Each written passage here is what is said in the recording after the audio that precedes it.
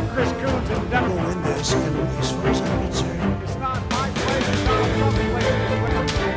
Pertama sejak 1992, Presiden Amerika Serikat yang maju lagi dalam pertarungan Pilpres tidak menang untuk kedua kalinya.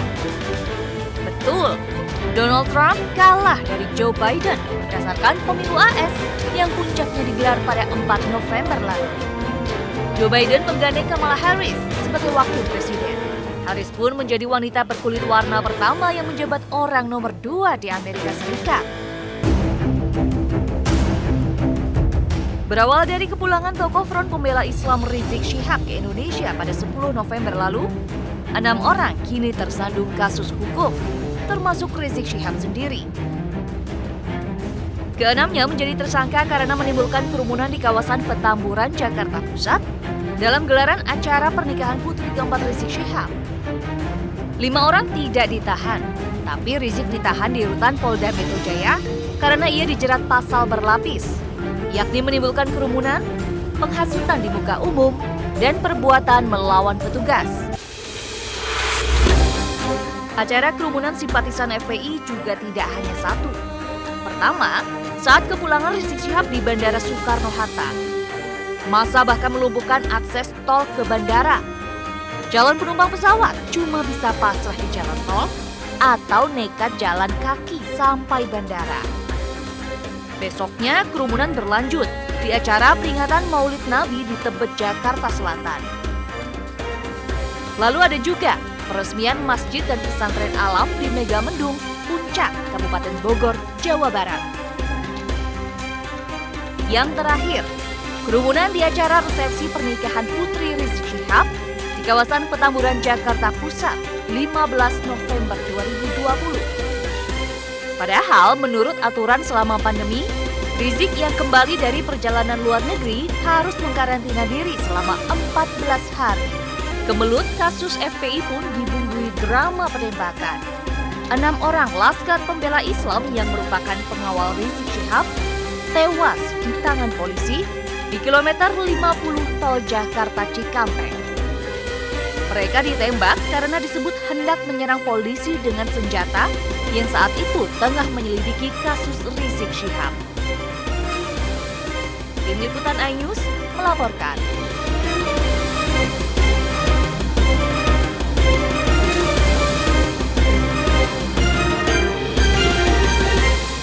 Di akhir tahun ditutup dengan 3 peristiwa sensasional. Yang pertama, pilkada serentak yang dilaksanakan di 270 daerah di Indonesia. Juga kasus korupsi bansos yang melibatkan Menteri Sosial Juliari Batubara. Dan yang terakhir, kedatangan 1,2 juta vaksin COVID-19 dari Tiongkok. Ya, semoga saja kedatangan vaksin ini bisa menjadi angin segar bagi masyarakat Indonesia dalam menangani penyebaran virus COVID-19.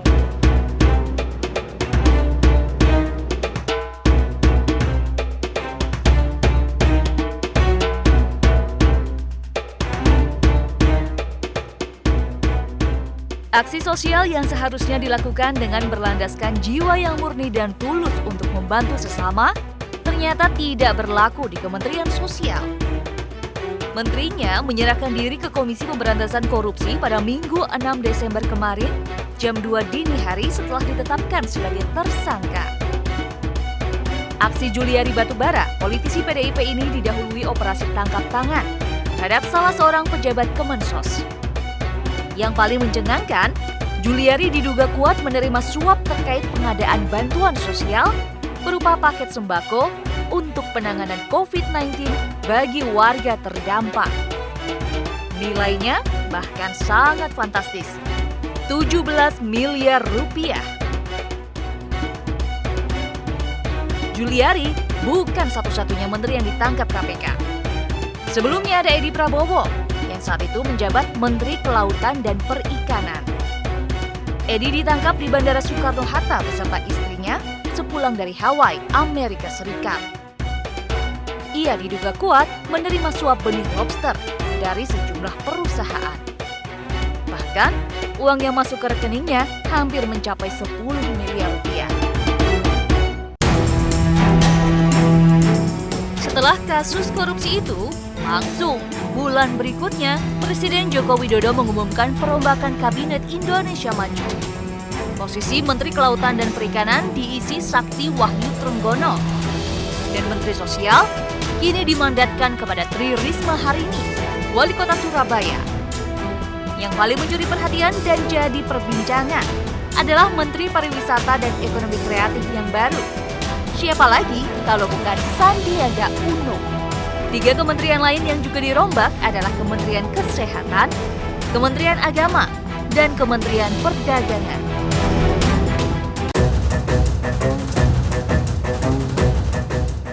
Ya, secara umum pilkada di Solo ini sudah berjalan aman, lancar. Partisipasi warga untuk datang ke TPS juga cukup baik. Gelaran Pilkada Serentak 2020 menjadi panen bagi keluarga Presiden Joko Widodo. Anak sulungnya Gibran Rakabuming Raka menang telak dalam pemilihan wali kota Solo berdasarkan hasil hitung cepat yang menyatakan ia mendulang lebih dari 90% suara. Sang menantu laki-laki, Bobi Nasution, juga mendominasi perolehan suara dalam pemilihan wali kota Medan. 2 calon ini memang mencuri perhatian berbagai pihak, mengingat hubungan langsung keduanya dengan orang nomor 1 di Indonesia. Sementara secara umum, Pilkada 2020 berjalan cukup lancar, meski sempat diwacanakan untuk ditunda, mengingat ancaman COVID-19. Bahkan, pasien COVID-19 di Depok pun turut sumbang suara loh, dengan mekanisme yang sudah disesuaikan dan dipastikan aman. Pilkada kali ini diikuti 270 daerah, baik kota, kabupaten, maupun provinsi. Di tengah terus melonjaknya angka kasus baru COVID-19 di setiap harinya, Indonesia bisa sedikit bernapas lega dengan kedatangan 1,2 juta dosis vaksin buatan Sinovac Tiongkok ini. Tiba di tanah air pada 6 Desember malam, vaksin ini masih dalam tahap pertimbangan ilmiah Badan POM. Nantinya penyuntikan vaksin akan diprioritaskan untuk para tenaga medis. Di Indonesia sendiri ada 6 jenis vaksin yang ditetapkan pemerintah, mulai dari produksi Tiongkok sampai Britania Raya. Adapun vaksin yang sudah memenuhi syarat Food and Drug Administration atau FDA, yaitu Moderna. Kandidat penerima vaksin sudah disusun matang oleh tim Satgas Penanganan COVID-19. Tim Liputan iNews melaporkan.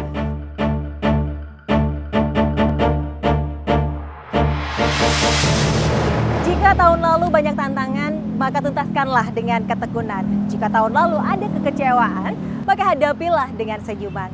Ya, semoga saja peristiwa yang terjadi di masa lalu bisa dijadikan pelajaran untuk lebih baik di masa yang akan datang. Dan pemirsa, saya ada satu pantun untuk Anda. Naik gunung ke Semeru, banyak rintangan tapi seru. Selamat datang tahun baru, kita sambut dengan semangat baru. Saya Deswita Bionda, sampai jumpa.